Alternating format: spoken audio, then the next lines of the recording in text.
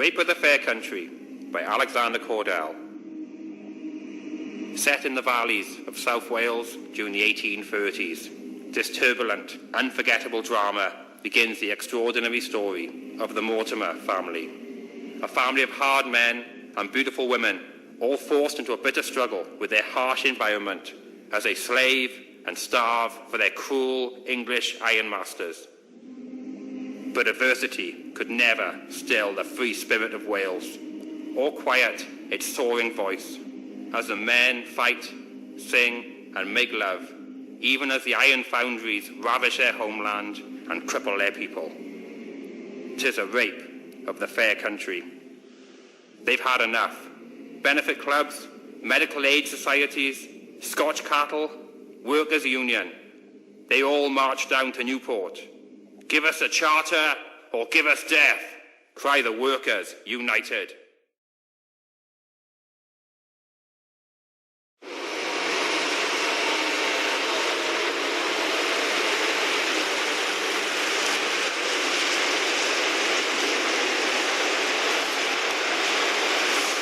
Can I ask you first of all, Alexander Cordell, an adopted Welshman as far as we are concerned, whose books have impacted across our nation, why is it taking so long for someone to put it on stage? I think the reason it's taken so long is partly to do with the nature of a novel, because obviously as a theatre producer we have to consider the number of actors on the stage, and that's got a big financial impact, whereas if you're a novelist you can put as many characters as you like in.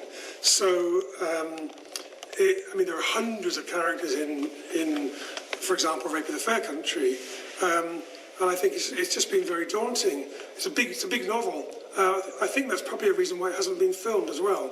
We've chosen a style in this, which in our production, whereby many of the actors are doubling, and we've had to reduce the story a bit for the stage. But the essential thread of the story, which is the story of the Mortimer family, Iestyn Mortimer, the way he grows up, and Morfudd, and the really central, the Chartist movement is all in the production. I understand you knew Alex personally. Can you tell us a little bit about his character and his personality, particularly his engagement with the Welsh? Well, I met him once, Alexander Cordell, and it was on a Friday night when I did the first ever production of Rape of the Fair Country in Swansea Grand. On that Friday night he came along, he saw the show, and he got a massive standing ovation from the audience. And then we chatted in the bar afterwards. I thought he was a very passionate man. I thought he was a very kind of angry man, in the sense that he was very much in support of the underdog. And he told me the story, which by now has become very, very, very popular, of when he came down to Blaenavon and he told me on the edge of where the Brecon Beacons meets the wasted area of Blaenavon, and he stopped, this is a true story, but he stopped a passing cyclist and said, "What happened here?" And the cyclist said, "My country's been raped." And he said from that moment on, he felt a passion for what had gone on there, and he went up to the library in Aberystwyth, he talked to people at Blaenavon, and then he said he wrote the novel in the white heat of anger. He said it was like steam was coming off his pencil or his pen as he wrote. So he struck me as a man who, once he got something, the bit in his mouth, he wasn't going to let go. Well, I haven't seen the show yet, but I've looked at the outstanding reviews that you've had, and in the light of these outstanding reviews, is there any possibility you will be taking it a stage further and doing a sequel to Rape of the Fair Country? Well, you might know that 15 years ago I did Rape of the Fair Country in 1997. We did House of Rebecca in 1998, and we did The Song of the Earth in 1999. Now, it would be lovely. The question I'm being asked every day while we're down in Cardiff, and all the last couple of weeks include, is, are you going to do the trilogy? And the answer is we don't know yet. The question is one of finance, really, because they're very expensive to do. I mean, even in these day and age, 16 actors on stage, which is what's in Rape of the Fair Country, is a big payroll.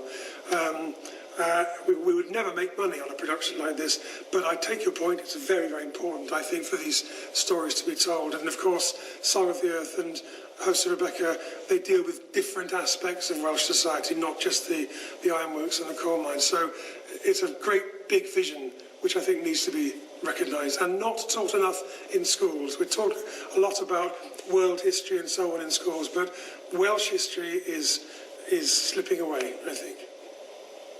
If Alex had been around in 1839 on the march to Newport, would he have been a Chartist? And if so, would he have been a physical Chartist or a moral force Chartist? Well, I think he would have been a Chartist. I think he writes about the 6 points of the Charter, of course, and we have 5 of them by now, I think. Am I right? With such passion, I can't imagine him not being a Chartist, and I think today, from our perspective today, and he was writing in 1959, wasn't he? The Charter's obvious. A vote for every man and woman and no property qualification for Parliament.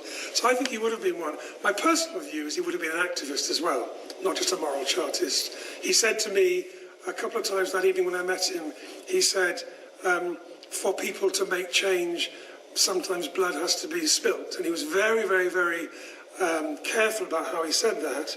But I think he knew that, and we've seen it, of course, the last couple of years in the Arab Spring and so on, that for people to really take control of their destiny, it involves getting onto the streets. And I think he would have been there. I think he would have been down in front of the Westgate Hotel, in front of the Westgate Street, you know. So you think he'd have been in the box with John Frost? I think he would have been there, yeah. And company, yeah. And I think he put him there. I think he put himself there when he was writing, because the writing is so passionate, you know. Yes.